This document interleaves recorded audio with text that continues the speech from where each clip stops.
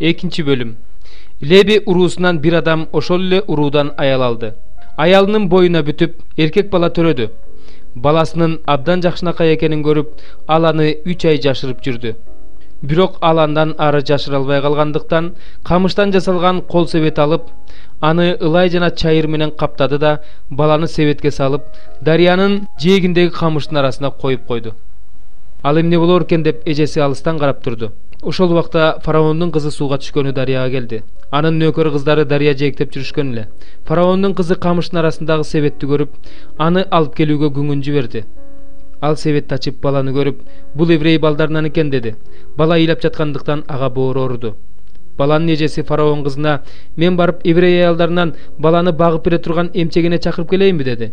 Фараон кыз ага: "Барып кел" деди. Кыз барып баланын энесин чакырып келди. Фараон кыз ага: "Бул баланы алып мага багып бер, акысын төлөп берем" деди. Аял баланы алып бага баштады. Бала чоңойгондо аял аны фараон кызына алып келди. Ал аны бала кылып алды. "Мен аны суудан чыгарып алгам" деп баланын атын Муса койду. Арадан көп убакыт өтүп, Муса чоңоюп эржеткенден кийин өз бир туугандарына барып, алардын жумушу оор экенин көрдү. Бир еврейди мисирлик бир адамдын сабап жатканын көрүп калды. Эки жагын карап, эч ким жок экенин байкады да, мисирликти өлтүрүп кумга көмүп койду. Эртеси күнү да эки еврейдин чатакташып жатканын көрүп, кордоп жатканынан: "Эмне үчүн бир тууганыңды уруп жатасың?" деп сурады. Ал болсо: "Сени ким бизге башкаруучу же соттоочу кылып койду? Мисирликти өлтүргөндөй мени да өлтүргүң келип турабы?" деп жооп берди. Ошондо Муса: "Чын эле бул жөнүндө билип калышкан турбайбы?" деп коркуп кетти. Фараон бул жөнүндө укканда Мусаны өлтүргүсү келди, бирок Муса фараондон качып чыгып, Мидиан жерине келип, кудуктун жанына отурду. Мидиандын дин кызматчысынын 7 кызы бар эле. Алар атасынын койлорун сугарыш үчүн кудукка келип, суу сузуп алып, аштоолорго суу толтуруп жатышкан. Аңгыча койчулар келип, аларды кууп жиберишти. Ошондо Муса тура калып, кыздарды коргоп, койлорун сугарып берди. Кыздары атасы Ребуэлге келишкенде, атасы алардан: "Бүгүн эмне эрте келдиңер?" деп сурады. Алар ага: "Мисирлик бир киши бизди койчулардан коргоп калды. Атүгүл кудуктан суу сузуп, койлорубузду сугарып берди" дешти. Ошондо ал кыздарына: "Ал кайда? Эмне үчүн аны таштап келдиңер? Барып чакырып келгиле, тамак ичсин" деди. Мусага ал кишинин үйүндө жашоо жагып калды. Ал киши Мусага Сипор деген кызын берди. Сипор уул төрөдү. "Мен бөтөн жерде келгин болуп калдым" деп Муса ага Гейршом деген ат койду. Арадан көп убакыт өткөндөн кийин Мисир падышасы өлдү. Исраил уулдары оор жумуштан кыйналып, боздоп ыйлап жатышты. Алардын боздогон үнү Кудайга жетти. Кудай алардын ыйын угуп, өзүнүн Ыбрайым, Исхак жана Жакып менен түзгөн келишимин эстеди. Кудай Исраил уулдарын көрүп, аларга назарын салды. 5 бөлүм. Иса Генесарет көлүнүн жээгинде турган эле. Кудайдын сөзүн угуш үчүн анын жанына эл үйүлүп калды. Ал көлдө турган эки кайыкты көрдү. Кайыктан түшкөн балыкчылар болсо торлорун жууп жатышкан. Эки кайыктын бири Шимондук эле. Иса анын кайыгына түшүп, андан жээктен бир аз нарыраак сүзүп баруусун өтүндү. Анан ал кайыкка отуруп алып, элди окута баштады. Ал сөзүн бүткөндөн кийин Шимонго: "Көлдүн терең жерине сүзүп барып, торлоруңарды салгыла" деди. Шимон ага: "Устат, биз түнү бою эмгектенип, эч нерсе кармай алган жокпуз. Бирок сен айтып жаткан соң торду салайын" деди. Алар торду салып, абдан көп балык кармашты. Балыктын көптүгүнөн тор айрыла баштады. Ошондо алар кол булгап, экинчи кайыктагы жолдошторун жардамга чакырышты. Алар келип балыктарды салышканда, эки кайык тең толуп калды. Кайыктар чөгө баштады.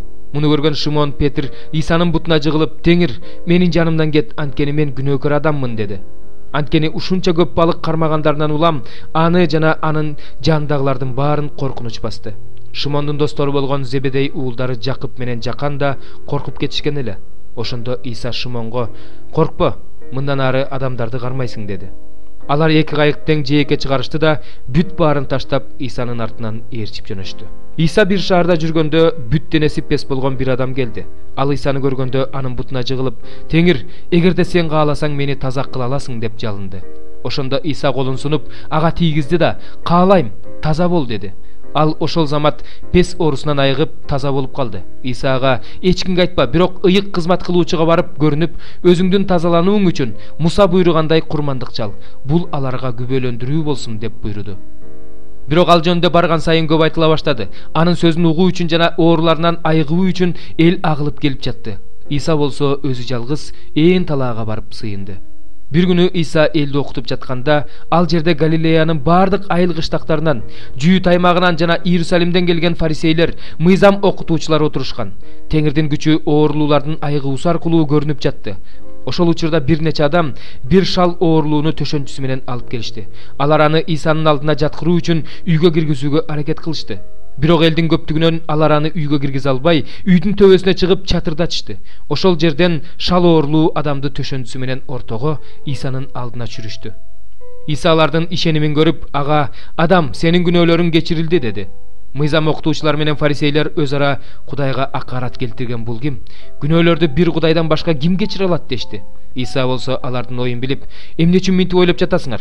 Кайсынысын айткан оңой? Сенин күнөөлөрүң кечирилди дегенби же ордуңан туруп бас дегенби? Бирок Адам уулунун жер үстүндө күнөөлөрдү кечирүүгө бийлиги бар экендигин билишиңер үчүн" деди да шал оорулуу адамга: "Сага айтамын, ордуңан туруп төшөгүңдү ал да үйүңө бар" деди. Ал ошол замат көпчүлүктүн көз алдында ордунан турду да төшөгүн алып Кудайды даңктап үйүнө жөнөдү. Ошондо баары айран таң калып Кудайды даңкташты. Үрөйлөрү учкан алар: "Бүгүн биз кереметтүү иштерди көрдүк" дешти. Ошондан кийин Иса сыртка чыгып, бажыканада отурган салык жыйноочу Лебини көрүп, ага: "Менин артымдан ээрчи" деди. Ошондо ал бардыгын таштап ордунан туруп аны ээрчип жөнөдү. Леби Исаны үйүнө чакырып, чоң сый көрсөттү. Иса менен көптөгөн салык жыйноочулар жана башка кишилер бир дасторкондо отурушту. Ошондо мыйзам окутуучулар менен фарисейлер күңкүлдөп, Исанын шакирттерине: "Эмне үчүн силер салык жыйноочулар жана күнөөкөрлөр менен бирге ичип жеп отурасыңар?" дешти. Иса аларга мындай деп жооп берди: "Дарыгер соо адамдарга эмес, оорулууларга керек. Мен тобо кылууга адил адамдарды эмес, күнөөкөрлөрдү чакырганы келгем." Алар болсо Исага: "Жакандын шакирттери менен фарисейлердин шакирттери бат-бат орозо кармап сыйынышат. Сенин шакирттериң болсо ичип жей беришет" дешти. Иса аларга: "Күйөө жанында болгондо үйлөнүү тоюндагыларды орозо кармоого мажбурлай аласыңарбы? Бирок күйөө алардын жанынан алынып кете турган күндөр келет. Орозону алар ошол күндөрү кармашат" деди. Анан Иса аларга үлгүн асаат аңгеме менен сүйлөдү. "Эч ким жаңы кийимден айырып алып, эски кийимге жамаачы салбайт. Эгерде салса, жаңы кийим бузулат. Жаңы кийимден алынган жамаачы эски кийимге жарашпай калат. Эч ким эски чаначка жаңы шарап куйбайт. Эгерде куйса, жаңы шарап чаначты айырып салат. Шарап да төгүлөт, чаначтар да жарабай калат. Жаңы шарапты жаңы чаначка куюу керек. Ошондо тигиниси да, мунусу да сакталат. Эски шарапты ичкенден кийин эч ким жаңы шарапты дароо сурабайт. Анткени ал эскиси жакшы" дейт. 19 бөлүм. Аюп мындай деп жооп берди: "Качанкыга чейин жанымды кейите бересиңер? Качанкыга чейин мени сөзүңөр менен кыйнай бересиңер? Мына, мени ушуну менен 10 мертебе маскара кылдыңар. Мени кыйнап кыстагандан уялбадыңар. Эгерде мен чындыгында эле кылмыш кылсам, анда менин күнөөм өзүмдө калат. Эгерде өзүңөрдү менден жогору койгуңар келсе, жана мени маскара болгонум үчүн жемелегиңер келсе, анда мени Кудай жыкканын, туш-тушума өзүнүн торун жайып койгонун билгиле. Ошондуктан мен зордук деп кыйкырып жатам, бирок эч ким укпайт. Жардамга чакырып жатам, бирок акыйкаттык жок. Ал менин жолумду бөгөдү. Ошондуктан мен өтө албай жатам. Менин жолума караңгылык түшүрдү. Менден атак даңкты буруп кетти. Башымдан таажымды чечип алды. Мени бүт бардыгынан ажыратты. Өзүм да бүтүп баратам. Үмүтүмдү дарак сыяктуу түбүнөн омкорду. Мага өзүнүн каарын чачып, мени өзүнүн кас душманы катары эсептеди. Анын түмөн кошууну биригип келди. Багытын мага буруп, менин чатырымды курчап алышты. Ал менден бир туугандарымды алыстатты. Мени билгендер менден оолактап калышты. Жакындарым мени таштап кетишти. Тааныштарым мени унутуп коюшту. Үйүмдөгү келгиндер жана күңдөрүм мени бөтөн адам катары эсептешет. Аларга мен жат кишидей болуп калдым. Кызматчымды чакырсам, ал мага жооп бербейт. Мен ага жалынып жалбарышым керек. Дем алганым өз аялыма жакпай калды. Өзүмдөн чыккан балдарым үчүн ага жалынышым керек. Атүгүл мени кичинекей балдар да жек көрүшөт. Өйдө турсам, алар мени шылдың кылышат. Ынак досторум да менден жийиркенип калышты. Жакшы көргөн адамдарым да мага каршы чыгып калышты. Сөөктөрүм денем менен териме жабышып, тишимдин бүйлөсү менен гана калдым. Ырайым кылгыла мага, досторум. Мага силер ырайым кылгыла. Анткени мага Кудайдын колу тийди. Эмнеге силер да мени Кудай сыяктуу куугунтуктайсыңар?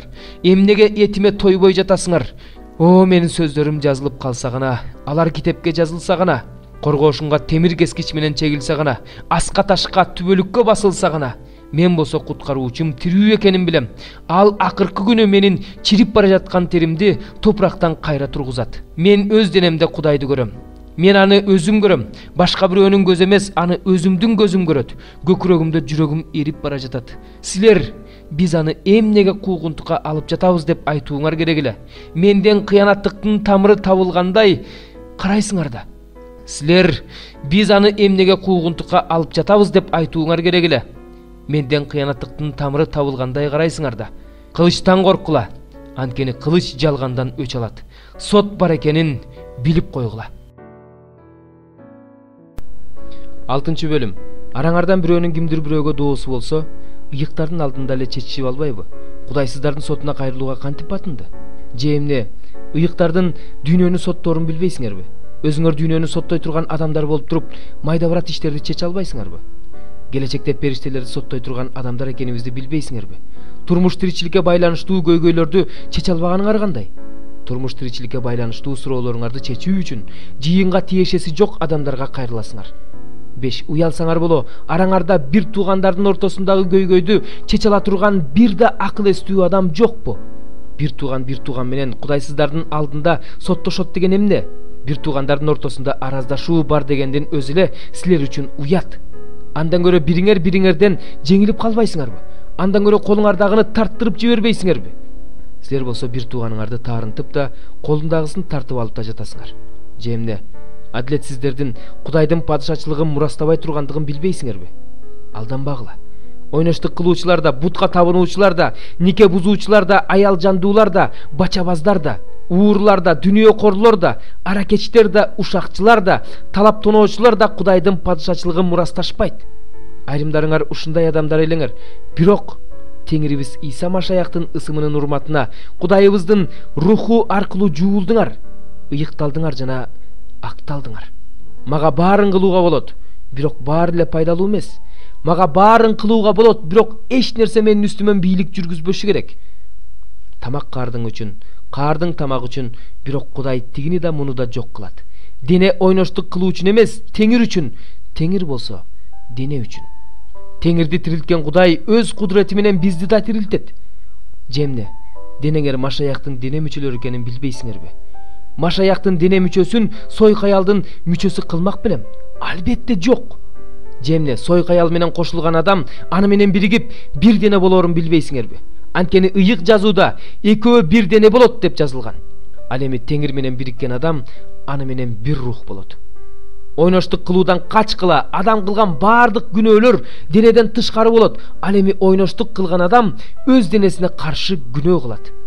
Жемне, денеңер силердин ичиңерде жашаган ыйык рухтун ибадатканасы экендигин, ал рухту Кудайдан алганыңарды жана өзүңөрдүн өзүңөргө таандык эмес экениңерди билбейсиңерби? Силер кымбат баада сатылып алынгансыңар. Ошондуктан Кудайды денеңер менен да, рухуңар менен да даңктагыла. Анткени анын баары Теңирдики.